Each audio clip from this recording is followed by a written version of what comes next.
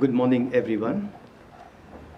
Today I'm asked to speak on serving out of love, perspectives and strategies of Caritas Internationalis in the future. Caritas Internationalis is at the heart of the Church's mission to serve, accompany and defend the poor. True service is born out of love, and the service is combined with awareness and intent, which transforms everything. Service to the others through the work of charity, diaconia, is a constitutive and natural part of the mission of the Church, and for which Caritas is an instrument. The universal mission of Caritas is enrooted in the conviction that love is a tremendous gift that God has given to humanity, and it incarnates in the service to the least with whom Christ identifies himself. Serving out of love to the least is part of the Christian obligation, an integral part of the life of the faithful.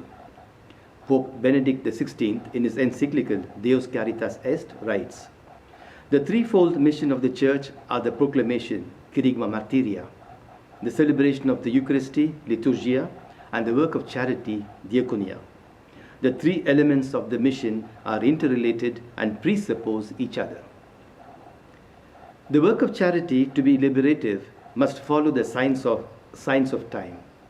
Pope Francis, during an audience he gave to the COVID Commission, told Caritas, "Whatever you do, do it with conviction, following the signs of time, and let each action be a model for the others, who will continue that what Caritas would have initiated." Caritas' mission, as said above, is service filled with love, intent, and awareness, and it is a process. This process has to adapt to the changing context and calls for creative solidarity, because the poor deserve the best. Caritas acts with compassion, commitment, openness, a visionary attitude, and ready to face challenges.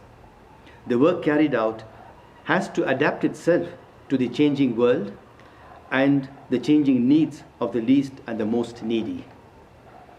At this moment of COVID-19 pandemic, Caritas is in the process of adapting its mission for the coming decades, which will be presenting lots of challenges for the Confederation.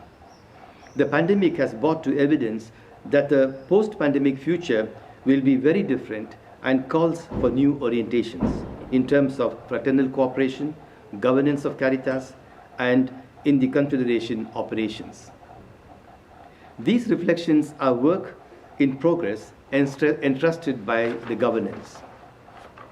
A think tank has been created by the governance to deepen the reflection which is going to shape the future of our Confederation, its operations, and its modus operandi. The group has undertaken a prospective research to comprehend the future existence of Caritas in a world that is affected by the COVID-19 pandemic and adopt the organization to the changing context. My first point will be Caritas defining itself in the change of era. Pope Francis recalled to the participants at the General Assembly in May 2019 that Caritas is not an NGO or a welfare bureau of the Church. It is the mission of charity entrusted by the Church, and it is an integral part of the mission, its mission as service of the Church. Caritas Internationalis has to focus on its identity and its mission as service of the Church. The members are constantly called to reflect on the source of inspiration, the values and the vision that animates Caritas and its mission.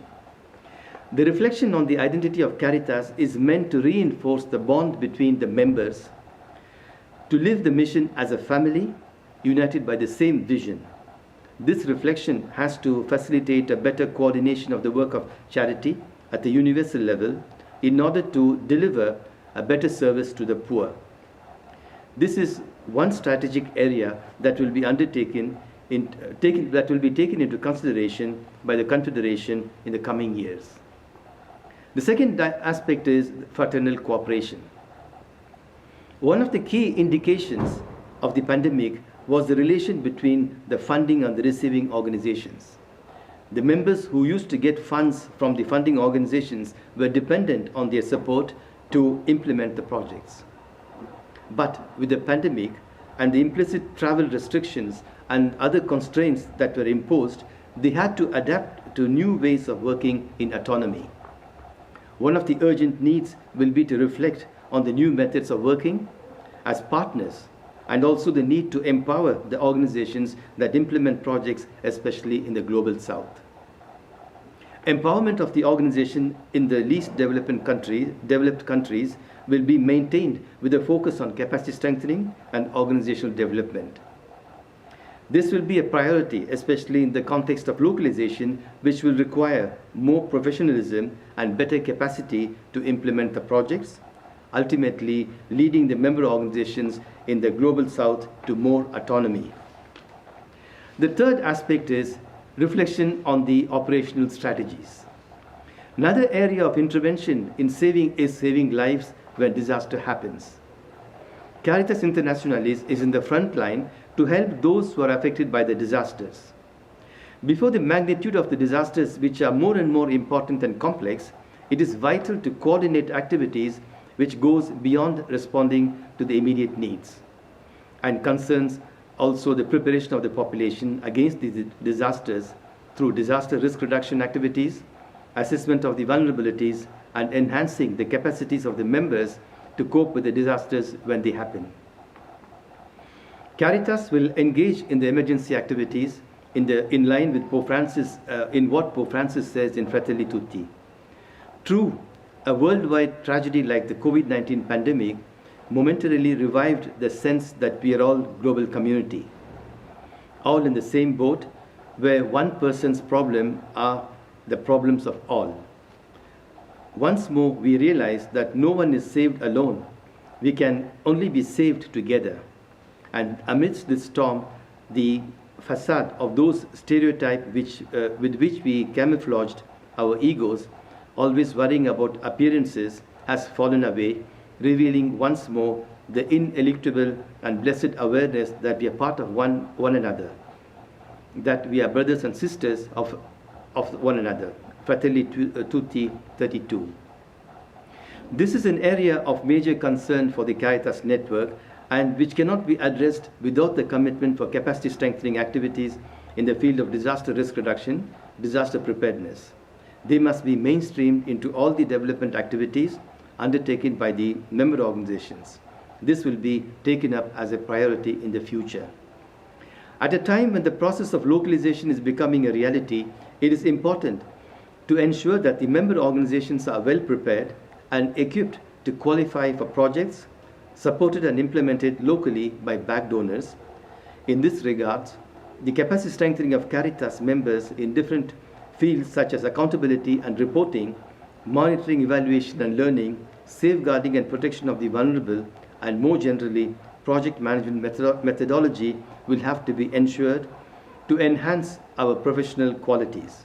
Caritas Internationalis minimum standards is already generalized as a basic reference standard for all the members of the confederations.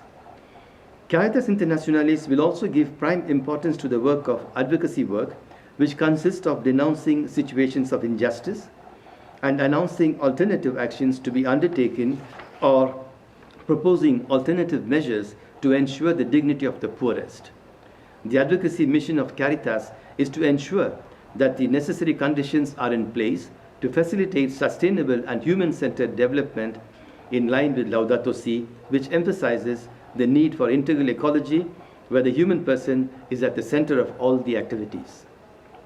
In line with the teachings of the encyclical Laudato Si, Caritas will address also a certain number of issues related to environmental justice and climate change, as well as social justice related activities, in particular the cancellation of debt and the access to integral health for all, especially the poorest and the most vulnerable. Institutional development and capacity strengthening are two major organizational building activities that will be promoted at a moment when the localization process will be in place to support the members, especially the most vulnerable and fragile. The outcome of such intervention should lead Caritas members becoming professional and recognized as an effective and efficient actor in the field of humanitarian activities. Caritas in the future, and in order to be effectively present in the society, will develop its communication strategy, which will consist of being present in the media as a living witness of what is happening around us, and build the awareness of the communities to be in solidarity with the poorest and those who are left out of the mainstream of the society. To conclude, I would like to say that Caritas, as service of the Church, is at the crossroads in the COVID-19 context. Pope Francis said this pandemic must be once in a generation opportunity to remake our society and provide a better future for the most vulnerable. This calls for a renewal of hearts and minds to think differently and act differently, keeping in mind that we are all called to serve out of love. In Fratelli Tutti, the Holy Father says, yet this call to love could be misunderstood. St. Paul, recognizing the temptation of the earliest Christian communities to form closed and isolated groups, urged his disciples to abound in love for one another and for all. In the Johannine community, fellow Christians were to be welcomed. Even though they are strangers to you. In this context, we can better understand the significance of the parable of the Good Samaritan. Love does not care if a brother or a sister in need comes from one place or another, for love shatters the chains that keeps us isolated and separate. In their place, it builds bridges.